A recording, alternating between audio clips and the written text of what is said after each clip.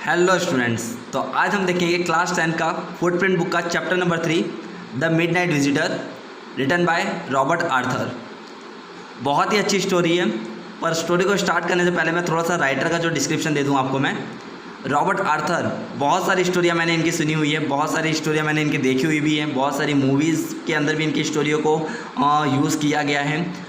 अभी तक इन्होंने जितनी भी स्टोरी लिखी है, हर एक स्टोरी के अंदर क्या होता है, सस्पेंस होता है। ये जनरली क्या करते हैं, सीक्रेट और सस्पेंस की स्टोरी ज़्यादातर लिखा करते हैं। तो यहाँ पे भी हमें एक सीक्रेट स्टोरी दी हुई है, बहुत ही अच्छी स्टोरी है। चलिए मैं स्टार्ट करता हूँ। पर चैप्टर को स्टार्ट करने से पहले मैं आई थिंक इसके अंदर आपको राइटर के इसके जो मेन कैरेक्टर आपको बता दूँ। इस चैप्टर के अंदर आपको 3 कैरेक्टर दिखाई देंगे। पहला है ऑजेबल, सेकेंड है फॉलर और थर्ड है मैक्स। जो ऑजेबल है वो इसका मेन कैरेक्टर है, जो एक सीक्रेट एजेंट है। दूसरा है फॉलर, जो एक अमेरिकन राइटर है। और तीसरा है मैक्स, जो अनट्रस्टेड पर्सन है, जो यहाँ पे इनके साथ कुछ दादागिरी करके क्या कोई चीज़ ऐंठने के लिए आया हुआ है। अब कहानी मैं स्टार्ट करता हूँ। अब जो ऑजेबल है वो बहुत ही नॉर्मल सीक्रेट एजेंट है। उसके पास एक अमेरिकन राइटर आता है, फॉलर। अब ये अमेरिकन राइटर फॉलर एक्चुअली क्यों आ रहा है उसके पास, क्योंकि वो उनसे कुछ इन्फॉर्मेशन गेन करना चाहता है कि यार मैंने बहुत सुना हुआ है ये राइटर के बारे में, ये सीक्रेट एजेंट के बारे में, लाओ चलो कोई इन्फॉर्मेशन गेन करके आएँ, देखे तो सही ये सीक्रेट एजेंट है कैसा, यानी इसके पास क्या क्या ऐसी जासूसी भरी चीज़ें हैं। ओके। अब जैसे फॉलोअर इनके पास आता है, फॉलोअर जब इनको देखता है तो इनकी पर्सनालिटी एकदम नॉर्मल है, यानी एकदम लोकल पर्सन जैसे दिखाई दे रहे हैं। तो फॉलोअर सोचता है यार ये कहाँ है, कौन इसको सीक्रेट एजेंट बोलता होगा, कहाँ इसके अंदर एक भी पर्सनालिटी ऐसी है जो इसको सीक्रेट एजेंट जैसे दिखाती हूँ। ओके। पर कुछ नहीं, बोले लाओ चलो देखते हैं, कुछ इन्फॉर्मेशन जो मिल जाएगी देखा जाएगा, मुझे मेरी स्टोरी लिखने के लिए काम में लगेगा। ओके चलिए, अब स्टोरी स्टार्ट होती है और ऑजेबल क्या करता है, फॉलोअर को बोलते हैं चलिए एक काम करिए, आप मेरे होटल पे चलिए, यानी जहाँ पे मैं रह रहा हूँ। तो अब ये होटल पे आते हैं और होटल पे कहाँ पे 6th फ्लोर पर ऑजेबल रहते हैं। अब जब ये लोग होटल पे आते होते हैं तो इनके बीच में कुछ वार्ता होती है, यानी कुछ वार्तालाप हो रही है, कुछ कन्वर्जेशन ये लोग कर रहे हैं। यानी वो फॉलोअर को बताते हैं कि भाई आज मेरे रूम पर एक रिपोर्ट आने वाली है मिसाइल से रिलेटेड, यानी मिसाइल के बारे में कोई ऐसी सीक्रेट बातें हैं, उसका रिपोर्ट मेरे वहाँ पर आने वाला है। और फाइनली ये लोग होटल के 6th फ्लोर पर पहुँच जाते हैं। अब जैसे ये लोग होटल में पहुंचते हैं, ऑजेबल क्या करता है, डोर खोलता है। अब सबसे पहले फॉलोअर क्या करता है, अंदर रूम के अंदर एंटर हो जाते हैं। और जैसे रूम के अंदर एंटर होते हैं, वहाँ पे पहले से एक पर्सन अवेलेबल होता है और वो पर्सन का नाम है मैक्स। अब जैसे ही फॉलोअर मैक्स को देखते हैं, अब मैक्स के हाथ में क्या होती है, गन, वो पिस्टल लेके खड़ा हुआ है, पिस्तौल लेके खड़ा हुआ है। अब जैसे ही फॉलोअर उसको देखते हैं, वो क्या हो जाते हैं, डर जाते हैं, जैसा कि आपको पिक्चर में दिख ही रहा है। ओके। और फॉलोअर क्या होता है, बाजू में पड़ी हुई जो चेयर होती है वहाँ पे जाकर बैठ जाते हैं। वो डर जाते हैं कि यार ये कौन पर्सन है, ये क्या करेगा, हमको सूट ना कर दे कहीं, ये सब चीज़ें डर जाते हैं वो। ओके।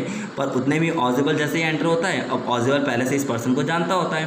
वो बोले अरे मैक्स तुम, बोले तुम कहाँ से आ गए, तुम तो बर्लिन गए हुए थे। ओके।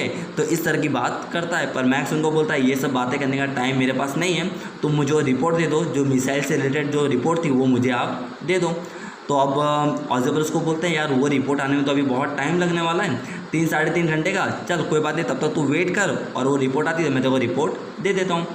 अब उससे पहले उस 3 साढ़े 3 घंटे में बहुत सारी कन्वर्जेशन करते हैं। वो बोलते हैं मैक्स तू भाई ये कमरे में आया कैसे। तो मैक्स बताते हैं कि भाई यहाँ से मैं मेन डोर से ही आया हूँ। तो बोले मेन डोर से तू आ नहीं सकता है, या तो बोले चल तू आ भी गया तो कोई बात नहीं, पर अब एक काम कर, अगर तू नेक्स्ट टाइम आए तो यहाँ पर जो पीछे बालकनी है ना, वहाँ पे एक रास्ता है, तो वहाँ से भी एंटर हो सकता है। अब जैसे ही फॉलोअर सुनता है, यार बोले यार ये क्या कर रहा है यार ये बंदा, कि ये ऑजेबल एक चोर को, यानी अनट्रस्टेड पर्सन को सब वे बता रहा है कि भाई ये बालकनी के पीछे रास्ता है, तो यहाँ से आ सकता है। अब एक्चुअली मैं आपको होटल की खासियत बताऊँ तो होटल के अंदर जो रूम थे वो इस तरह से थे कि रूम क्या थे, जॉइंट में थे, यानी बाजू में से कोई भी पर्सन अपने रूम के अंदर ईजिली आ सकता है। इस तरह के रूम यहाँ पर थे। बोले तू एक काम करा कर, यहाँ पे बाजू के रूम से तू बालकनी से यहाँ पर मेरे रूम में एंटर हो सकता है, तो अब तू नेक्स्ट टाइम अगर आए तो इस तरह से तू आ जाना। अब मैक्स बोलता है मुझे ये सब बातें अभी सुननी नहीं है, पर तुम एक काम करो, रिपोर्ट आ जाए तो मुझे फटाक से फटाक रिपोर्ट दो और मैं वो रिपोर्ट लेकर यहाँ से भाग जाऊँगा। ओके। पर यहाँ पे तो उन्होंने एक बहुत अच्छा वे बता दिया कि अगर कभी कुछ हुआ भी सही तो आप बालकनी से निकल सकते हो। अब उसी में कहानी में थोड़ा सा ट्विस्ट आता है कि डोर पे आके कोई नॉक करता है ज़ोर ज़ोर से, और जैसे ही नॉक होती है तो ये लोग तीनों जने अंदर ही एकदम हिल जाते हैं। बोले यार ये कौन आया। मैक्स बोलता है देखो भाई दरवाजे पे कौन है। अब फॉलोअर बोलता है कौन आया होगा दरवाजे पे। तो उतने में ऑजेबल क्या करता है, वो अपनी स्मार्टनेस दिखाता है। ओके। वो बोले शायद तो मुझे लग रहा है क्या है, पुलिस आ चुकी है, यानी मुझे ऐसा लग रहा है कि पुलिस आ गई है। अब जैसे फॉलोअर देखता है और मैक्स देखते तो मैक्स और फॉलोअर दोनों ही डर जाते हैं। अब फॉलोअर मैक्स को बोलता है कि भाई पुलिस आ गई है, एक काम करो तुम यहाँ से भाग जाओ, नहीं तो पुलिस सबसे पहले तुम्हें ही पकड़ेगी क्योंकि तुम्हारे हाथ में गन है। अब ऑजेबल भी उनको बोलता है हाँ सही है मैक्स, तुम्हारे हाथ में गन है, पिस्टन है, जैसे पुलिस वाले देखेंगे पुलिस क्या करेगी, तुम्हें पकड़ लेगी। इसलिए एक काम करो, तुम यहाँ से भाग जाओ। अब मैक्स भी सोचता है कि हाँ यार ये लोग अच्छा एक व्यू बता रहे हैं कि यहाँ से मैं भाग सकता हूँ। ओके, और उन्होंने तो उनको एक व्यू बताया था कि मेन डोर से जाने की ज़रूरत नहीं है, तो ये बालकनी से चला जाए, यहाँ से एक रास्ता है, यहाँ से तो नीचे एकदम इजीली उतर जाएगा। अब मैक्स होता पागल है, वो क्या करता है 6th फ्लोर से वहाँ से छलांग लगा देता है। पर एक्चुअली वहाँ पर एक प्रॉब्लम हो जाता है। जब वो वहाँ से छलांग लगाता है तो वहाँ पे कोई भी दूसरा वे होता नहीं है, वहाँ पे कोई बालकनी या कुछ भी नहीं होती है। वो डायरेक्ट 6th फ्लोर से कहाँ गिरता है, नीचे बॉटम में गिरता है। ओके, फ्लोर पे गिरता है और वो क्या हो जाती है, उसकी डेथ हो जाती है। ओके, अब जैसे उसकी डेथ होती है अब फॉलोअर तो देखता है, तो फॉलोअर बोलता है यार ये तो बहुत ही स्मार्ट बंदा निकला यार। ओके, कि जैसे ये तो कूदा, वहाँ तो कोई बालकनी थी नहीं, अब ये चला गया।